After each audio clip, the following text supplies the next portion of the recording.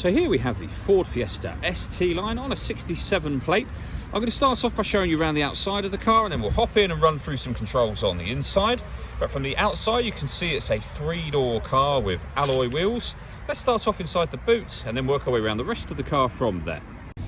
So as we approach the back of the car, you'll see we have reversing sensors, plenty of boot space as well given the size of the car, and a 60/40 split folding rear seat as well.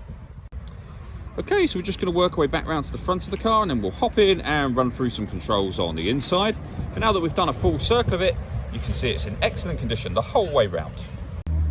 Just briefly before we climb in, I think it's worth seeing the interior from this exterior point of view. There's plenty to run through on the dashboard, so let's hop in and we'll do that now.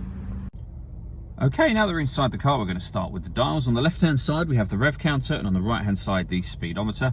At the bottom in the middle, we have the fuel gauge and coolant temperature gauges, and above that, a digital readout for the speedometer. Also in that central section there, you'll see the total miles for this car, which are 21,765. You can change information displayed in that area by using buttons on the steering wheel for various different bits of trip computer and car information, including your phone, audio, and navigation menus. You've got driver assist, and then back round to the beginning again. If we back out to the steering wheel, the buttons I was using just a moment ago are here. We've also got phone controls over that side. On the left hand side, the stereo controls and cruise control with speed limiter as well. Over in the centre, we have the touchscreen for the car. This is where you'll pair your phone. Search for your vehicle on your device and select it once it is found. So just follow the instructions on screen after that. We've also got satellite navigation. There's a full video showing how this works on both our website and also on our YouTube channel as well. And then when it comes to music in this car, we've got AM, FM and DAB radio. You have Bluetooth audio, so you can stream your music wirelessly. And on top of that, there are 2 separate USB inputs as well. So if you plug devices into those, they will appear up here as further options. Working our way down, we have the air conditioning, so you can adjust the fan speed and the temperature. You can determine what direction you'd like the air to be distributed in. That button turns the air conditioning off or back on again.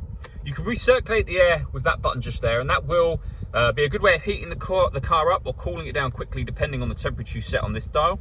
You can turn that off just as easily as you turned it on, with a heated rear screen and a proper heated front screen as well. A 12-volt charging socket and one of the 2 USB inputs. We have a 6-speed manual gearbox, and then these 3 buttons here. So you can put the car in eco mode, you can turn off the traction control, and this button will turn off the stop and start. This car is designed to cut out when it's stationary in traffic to save you fuel. That system is now off.